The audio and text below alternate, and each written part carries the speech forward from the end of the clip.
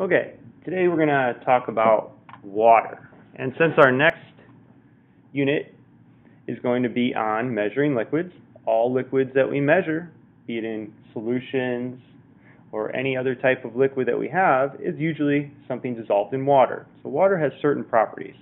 We're all familiar with water. We use it every day. We need it to live. But what aspects do we need to talk about water in order to measure volume most efficiently? Well, let's talk about the water molecule. And the water molecule consists of two atoms of hydrogen and one atom of oxygen. It's one of the most stable molecules that we know about, and it behaves a certain way. And if we look closely at water, we can see that definitely there's different properties that we take for granted that we really don't think so. So here we have a molecular model of water. So we have the yellow represents the hydrogen, and then the blue represents the oxygen. So here we get our formula, two atoms of hydrogen and one atom of oxygen. So there we also, the water molecule is considered to be a bent molecule, and it has an angle of about 104.5 degrees between each of the hydrogen atoms that are bonded. The bonds consist of hydrogen bonding, which is one of the stronger bonds that molecules have. So curious about the shape of the molecule kind of consists about the way it behaves in different aspects. And what do we need to do to consider to measure the volume of something that's dissolved or in a solution of water? So one thing we know about is water sticks to things. If water didn't stick to things, then we could get out of the shower. We wouldn't have to dry off. We would be done swimming in the lake, and we would get out, and water would just fall right off us, and we'd be dry. We wouldn't need anything like towels, napkins, anything. Things would just fall right off. But unfortunately, water doesn't behave that way. Water doesn't just fall off us. What we see is that water tends to stick to things. Yeah, when you get hit with a water balloon, you stay wet. When you get out of the shower's wet. So water sticks to things. So why does water stick to things? Well, water is something called a polar magnet. And a polar molecule, but it acts like a magnet. So if we can think about the water molecule, the hydrogens would have a positive end, like a magnet, and the oxygen would have a negative. And the reason why that they have a positive and negative is that the electrons of the atoms of the hydrogen molecule are being brought towards the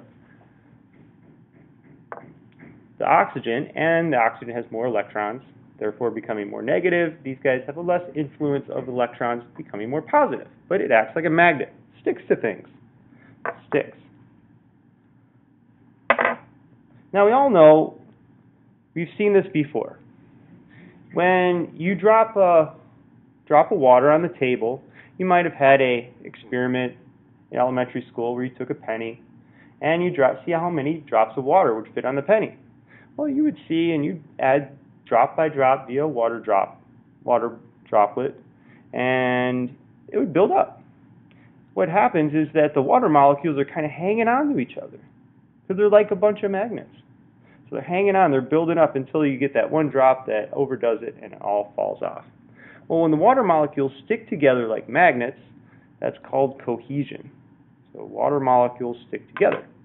And you kind of see that. So take a look at our water molecules. So we know that magnets stick together. They have a positive and a negative end. So we can see the negative end on the oxygen side. So then it sticks like that. Kind of stick together. So positive to negative. We have another one. Kind of sticks together again. They all kind of stick together. Like, think of a jar of water as being like a big bucket of magnets. And when you put all these magnets inside this bucket, you shake it up, it becomes in one big clump. But you know that you can separate them. You can put your fingers through water. Just like if you had a bucket full of magnets, you could definitely put your hands in there and separate the water molecules. So they're not locked in place, but they are stuck together by cohesion. And the cohesion is a result of the positive and negative aspect of the polar water molecule. Now, what does this mean for measuring things? Well, measuring things, here we have a group of water molecules kind of all sticking together, as we saw. But when we have a volumetric piece of equipment like the graduated cylinder, we also have to think about water sticking to things. And that's called adhesion. So what happens is there's this phenomenon called the meniscus.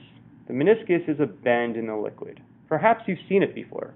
If you've looked at liquid close up, it kind of looks like a depressed disc or kind of a concave depression in the water.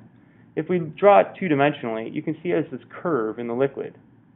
So what makes that curve? Well, it's not cohesion by itself, but it's a combination of the cohesion between the water molecules and the adhesion between the water molecules.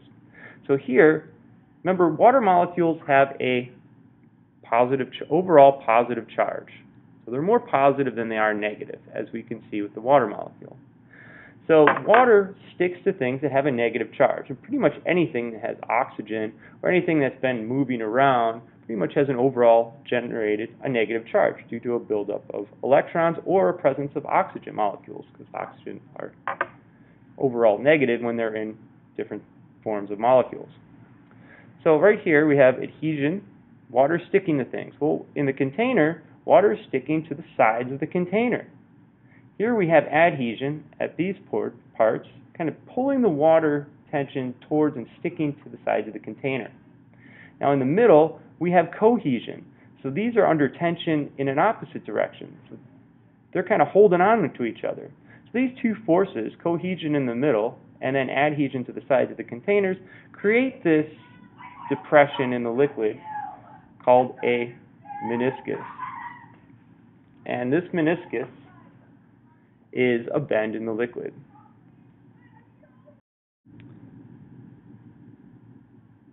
So the water molecules are hanging onto each other in the middle, creating cohesion, being attracted, water molecules being attracted to one another, and on the sides of the container, adhesion. Now the problem exists is, where do we make the measurement? Do we make it from the top of where the water molecules are sticking, so the top of the meniscus, or do we measure from the bottom of the meniscus? Well, as we can see in this color, that if we look at it, we can see that there's definitely more red than there is more black. So if we were to choose to measure the volume of liquid in our graduated cylinder from the top, we would see that there is a lot of unaccounted for liquid that is going to be an overestimate of our actual measurement. So there's a lot more red, but if we measure from the bottom of the meniscus, the amount is kind of negligible in that aspect of that. This would not be too much of, if we measured from the bottom, an underestimate based on this part. So key thing is reading from the bottom of the meniscus. And reading from the bottom of the meniscus, you want to get eye level. You want to put it on a flat surface. And that's a good technique for measuring. All right. Let's talk about some of the glassware that we see.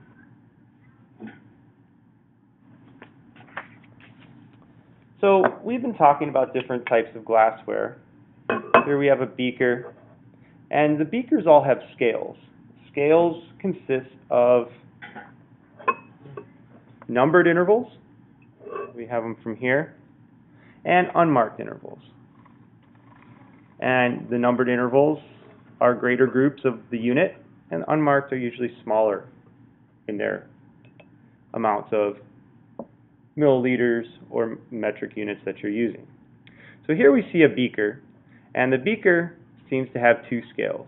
It has one scale going from 0 from the top down to almost going down to 400, to 450, 500.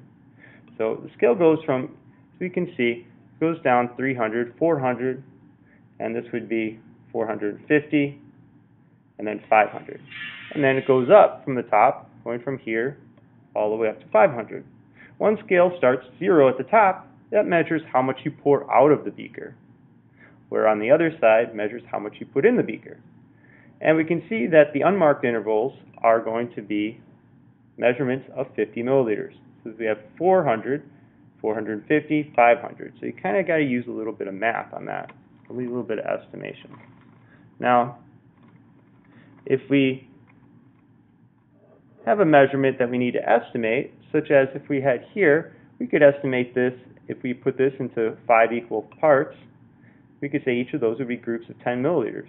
So right here, maybe 410, 425, if it's right in the middle, 425. Close to the end, maybe 440, 449. So again, we're estimating our liquid amounts in between. Now, beakers are a